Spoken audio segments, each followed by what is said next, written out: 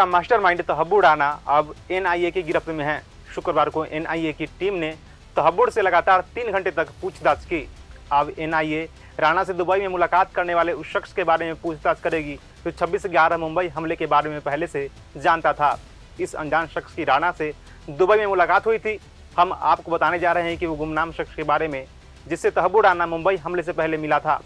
क्या है मुंबई हमले का दुबई कनेक्शन, चलिए जानते हैं। नमस्कार, मैं सचिन कुमार, आप देख रहे हैं खबर फास्ट डिजिटल।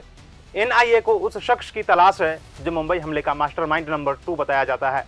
क्या ये पाकिस्तानी खुफिया एजेंसी का कोई अधिकारी था या फिर पाकिस्तानी आतंकी संगठन का आका? एनआईए मुंबई हमले के इस गुनाहगार की पहचान के बारे में तहब्बुर राणा से गहन पूछताछ करने वाली है। एनआईए यह भी पूछताछ करेगी कि हेडली और राणा ने नवंबर 2008 में मुंबई ऑफिस की लीज को रिन्यू क्यों नहीं किया। 26/11 हमले के इस साजिशकर्ता से उसकी दुबई में मुलाकात क्यों हुई और किसके निर्देश पर हुई, और क्या तहब्बुर राणा ने इस अनजान साजिशकर्ता से मुलाकात हेडली के कहने पर की थी। हालांकि इस व्यक्ति का नाम अब भी रहस्य ही है। दरअसल अमेरिका में पकड़े जाने के बाद राणा ने अमेरिका की जांच एजेंसियों के सामने उस शख्स के बारे में खुलासा किया था जिसको लेकर बाकायदा अमेरिकी जांच एजेंसियों ने एक रिपोर्ट तैयार की थी।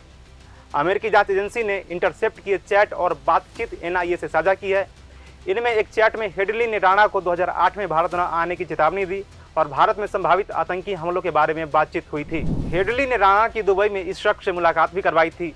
एक और इंटरसेप्टेड बातचीत में हेडली ने राणा को बताया कि साजिशकर्ता ने हमले की पुष्टि कर दी है। सबसे अहम बात यह है कि मुंबई ऑफिस की लीज नवंबर 2008 में समाप्त हो गई थी और न ही राणा और न ही हेडली ने इसे रिन्यू कराया था। अगस्त 2005 में राणा को लश्कर की उस साजिश के बारे में बताया जिसके तहत हेडली को भारत के सार्वजनिक स्थानों और सरकारी इमारतों की रेकी के लिए भेजा जाना था ताकि हमले की तैयारी की जा सके। हेडली ने सुझाव दिया था कि लश्कर की रेकी गतिविधियों को छिपाने के लिए राणा की इमिग्रेशन कंपनी का इस्तेमाल किया जाए और वह मुंबई में राणा के एक इमिग्रेशन कंसल्टेंट के रूप में काम करने का नाटक करेगा।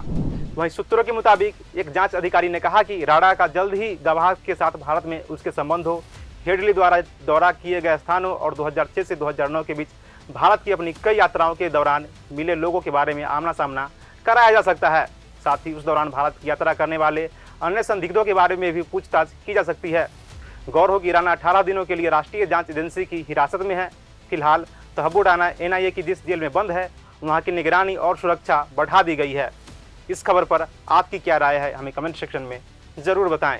वीडियो देखने के लिए धन्यवाद।